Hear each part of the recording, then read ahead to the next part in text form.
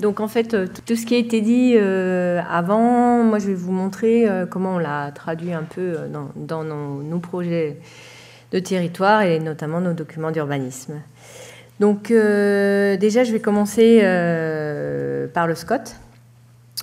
Donc quand on a élaboré le SCOT, on a bien sûr travaillé... Alors le schéma régional de cohérence écologique n'était pas encore approuvé, mais on a quand même travaillé sur les trames vertes et bleues. Et notamment, on a inscrit dans le document d'orientation et d'objectifs, donc le document opposable au PLU, toute une trame bleue sur laquelle on a donné et des prescriptions et des recommandations. Donc, cette trame bleue apparaît dans la carte qui est projetée. Et donc, en fait, on a donné 3 prescriptions que les PLU sont tenus de suivre. La première qui est sur la reconquête des berges de la Marne, notamment dans sa partie très centrale du territoire, qui est très minérale. Donc où le SCOT demande d'arrêter l'anthropisation, je vais y arriver, demande de diversifier, de végétaliser, d'aménager les berges de la Marne dans cette orientation de reconquérir ces berges. Ensuite, il y a aussi sur les autres rues du territoire une orientation pour garantir le maintien des continuités écologiques le long de ces rues. Donc que ce soit éviter les canalisations, les busages, l'imperméabilisation des berges de ces rues, et protéger la végétation qui est autour de ces rues. Et notamment, le SCOT intègre une orientation forte qui est de créer une bande inconstructible de 5 mètres minimum de part et d'autre de ces rues pour protéger ce cours d'eau et les berges. Et enfin, on a une 3e prescription qui concerne plutôt les zones humides, là. Donc, et comme ça a très bien été dit, donc on doit être compatible au SDAGE. Donc en fait, on a renvoyé à ce document-là, et notamment aux zones humides qui ont été mises en avant dans ce document. Et on demande au PLU de faire l'analyse donc pédologique et d'inventaire faune-flore, comme ça a très bien été expliqué aussi, lorsqu'un secteur se situe dans une zone vouée à l'urbanisation. Alors dans le SCOT, on a défini ces zones vouées à l'urbanisation. Donc quand on superpose la zone humide à un secteur voué à l'urbanisation, on demande au PLU d'étudier plus en détail ce secteur-là et de déterminer si c'est vraiment une zone humide. Et également, on demande au PLU d'identifier ces zones humides par un zonage N adapté qui est associé à un règlement strict. Donc voilà, ça c'est les prescriptions qui apparaissent dans le SCOT. Et on a également 3 recommandations qui sont moins fortes, mais on demande au PLU de tendre vers ça. Donc de mettre en œuvre une gestion écologique des berges, des plans d'eau et des mares, donc avec une gestion adaptée. Ça, c'est pas vraiment dans les PLU que ça se traduit, mais c'est plutôt aussi un travail que les communes peuvent mener en parallèle. On demande également de prendre en compte les orientations d'intervention du schéma régional des berges d'Île-de-France. Donc ça, c'est un schéma qui existe sur la Marne uniquement, si je ne me trompe pas. Donc pour la mise en place des futurs aménagements, donc que ce soit des ponts, la réouverture à la circulation piétonne, et puis la réhabilitation des berges. Et enfin, on demande aux communes de tenir compte des orientations du schéma d'aménagement et de gestion des eaux du bassin versant de l'Yerre. Donc, comme on disait, alors, dans le SCOT actuel, il n'y avait que 2 communes, Bussy-Saint-Georges et Jossigny, qui étaient concernées sur la partie forêt de Ferrières.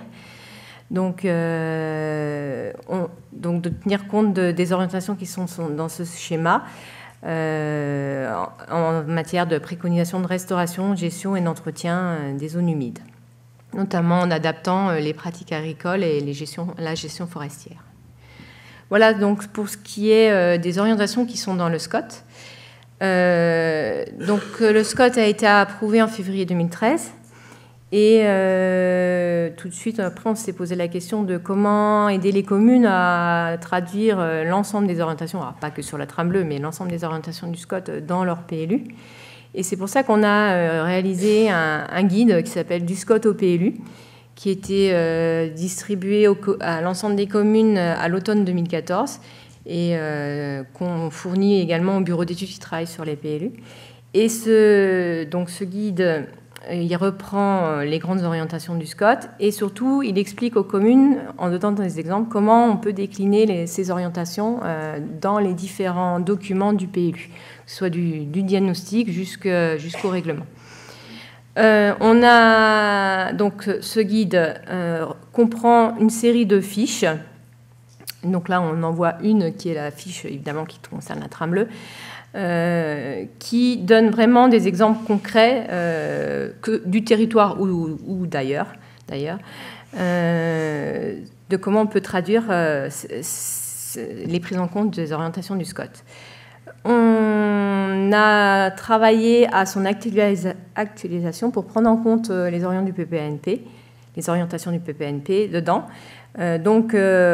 Cette actualisation, ces fiches actualisées seront distribuées prochainement aux communes pour les mettre à la place des fiches existantes. Donc là, je vais juste vous présenter la fiche qui concerne la trame bleue qui a été actualisée. Donc, ce n'est pas celle que vous avez dans vos guides. Donc, qui reprend beaucoup de ce qui a été dit avant, parce qu'on a repris beaucoup des orientations de Seine-et-Marne Environnement, notamment, dedans, et puis des orientations qui étaient aussi dans le PPNP.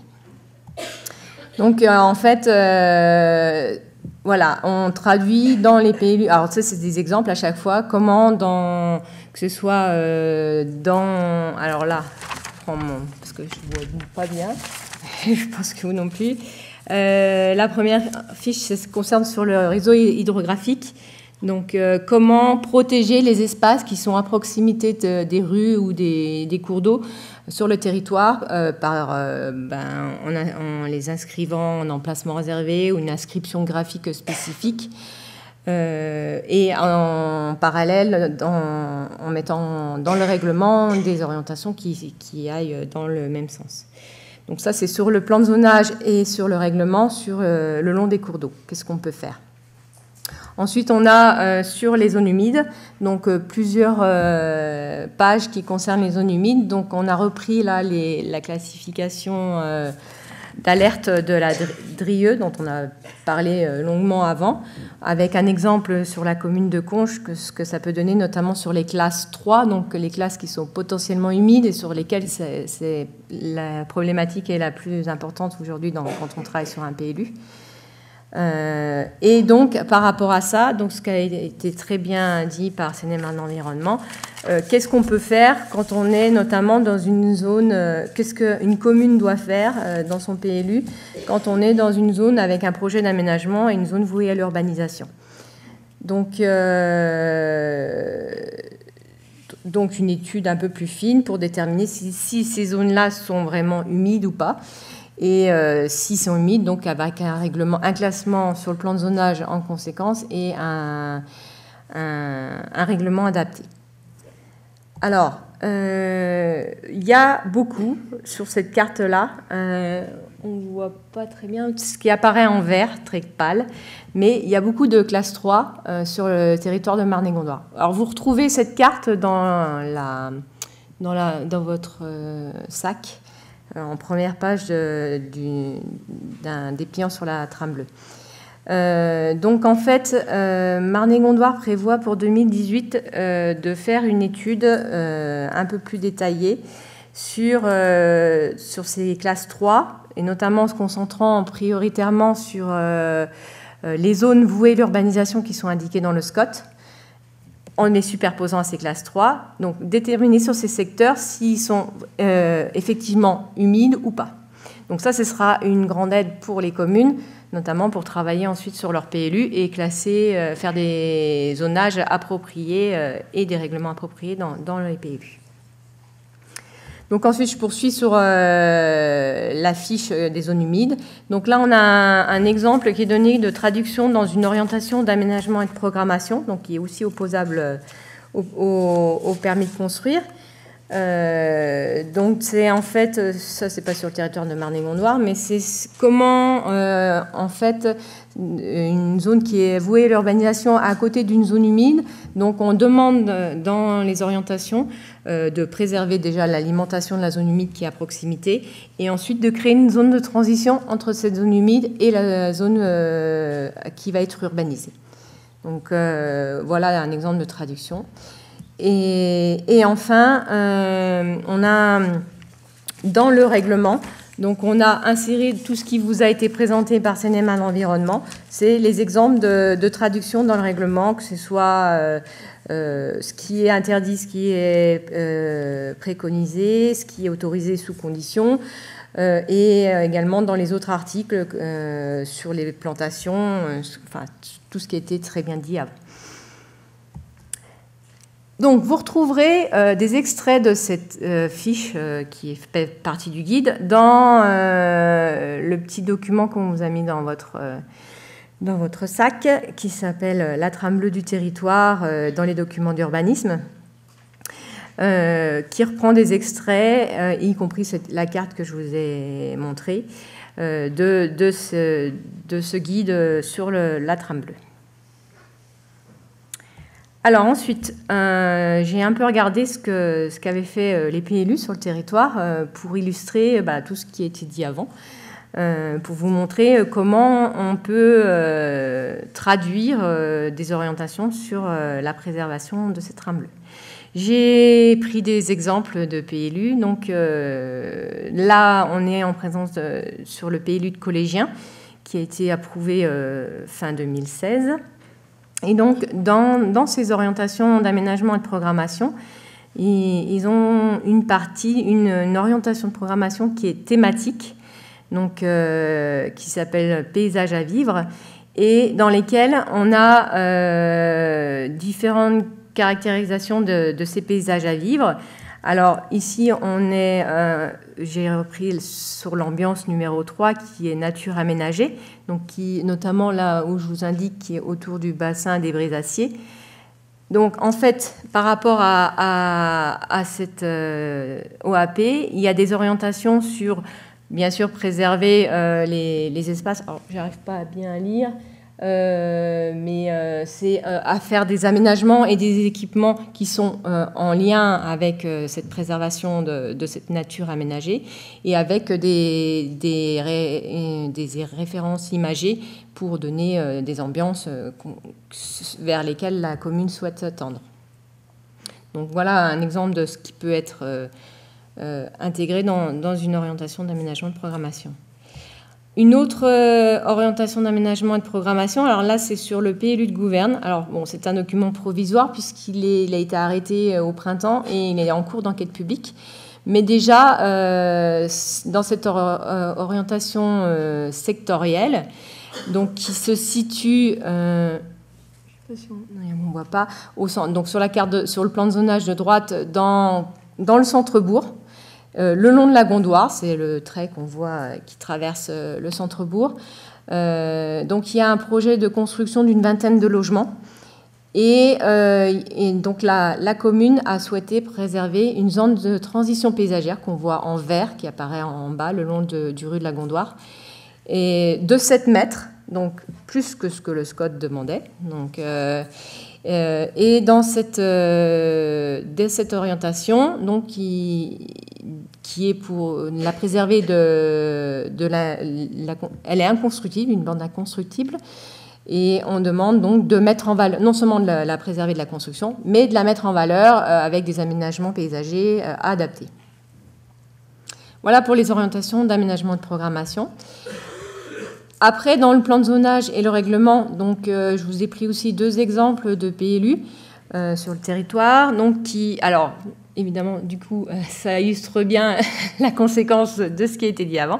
Sur le PLU de Lèche, donc toute la zone du marais du refuge qui a été classée en NZH. Donc on voit notamment le plan de zonage qui est à gauche, donc qui illustre bien, on est à proximité du centre-bourg, donc c'est la partie juste qui est à gauche du centre-bourg. Et avec le règlement qui est adaptés. Donc là, j'ai fait un extrait de tout ce qui concerne cette zone NZH, donc qui est un secteur de protection des zones humides qui inclut une zone concernée par un arrêté de biotope. Donc sur les occupations et les utilisations du sol qui sont interdites, donc toute construction est interdite dans une bande de 5 mètres de part et d'autre du cours d'eau.